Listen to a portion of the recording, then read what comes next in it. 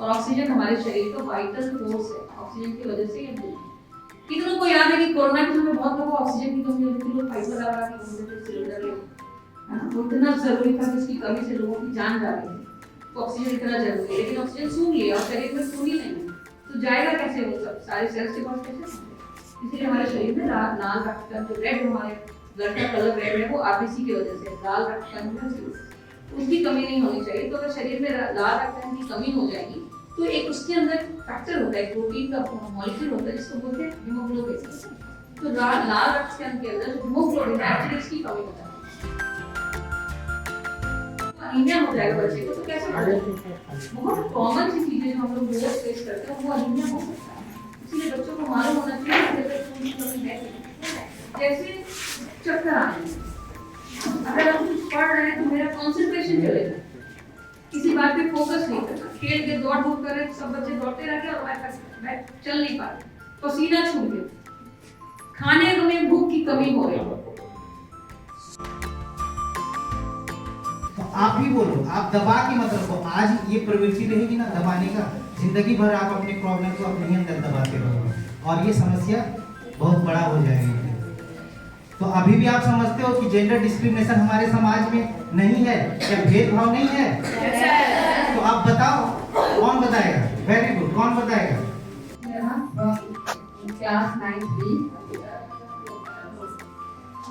मतलब कि हम लोग जो हम लोग का सोसाइटी है उसमें ऐसा होता है कि जो लड़कियों को होता है वो कम फ्रीडम दिया जाता है और लड़कों को ज़्यादा फ्रीडम दिया जाता है।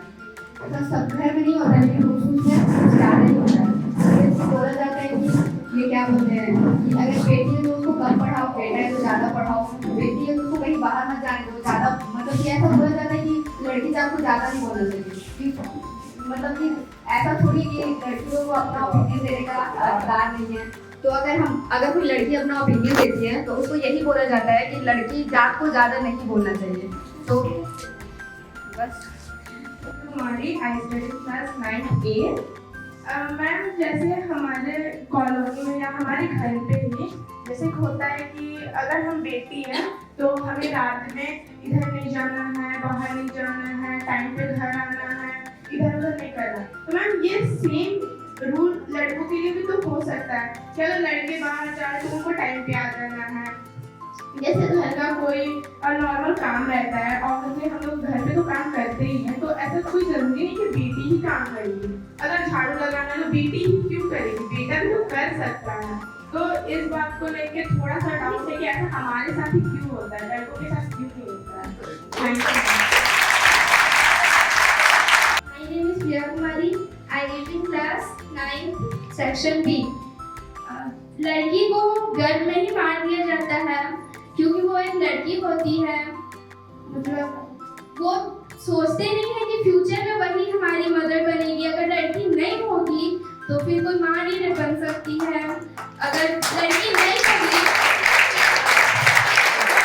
तो फिर लड़के के साथ उसका मतलब जोड़ा भी नहीं बन सकता है। लड़की नहीं होगी तो फिर उसके साथ अगर लड़का ही रहेगा तो फिर शादी किसके साथ होगा।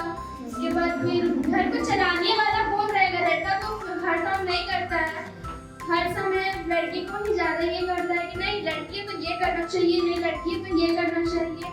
सारे घर के काम भी लड़की करती है। अगर लड़की नहीं रहेगी तो सारे काम को कौन करेगा।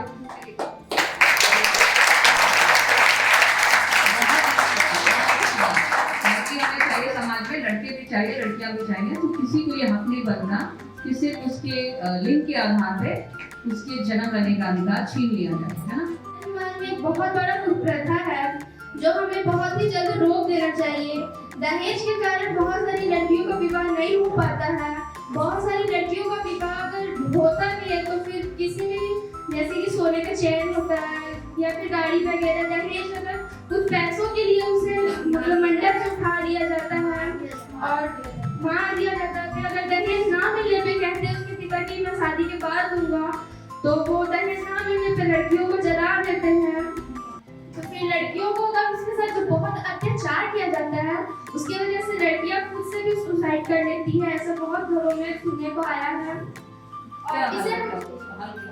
और इसके हल हम ये कर सकते हैं कि दहेज प्रथा को रोकने के लिए हमें जो दहेज मांगने वाले होते हैं उनसे हमें विरोध करना चाहिए, और जो लड़की के परिवार वाले होते हैं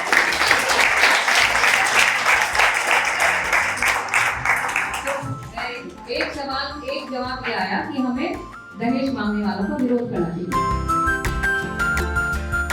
हमारा उत्साह भी ठीक है, तो इसके अंदर क्या है, चलो हम लोग देखते हैं अभी। इधर से निकालो तो उसमें क्या क्या है, टीचर्स को दे देना सिस्टर, सारे टीचर्स देखो। उसके अंदर एक सैनिटरी पैड है, पैड दिखाओ सब। पैड दिखाना एक तरह का हमारा इंडिपेंडेंट स्टेप है। हम ये बताते हुए नहीं शर्माते कि हमारे पीरियड्स आते हैं और उसके लिए हम ये प्रोडक्ट यूज करते हैं, है ना। ये भी हमारे लिए बहुत बड़ा अचीवमेंट है अगर हम ये कर पाते हैं, क्योंकि हमारे पैड खरीदना ही बहुत बड़ी समस्या है।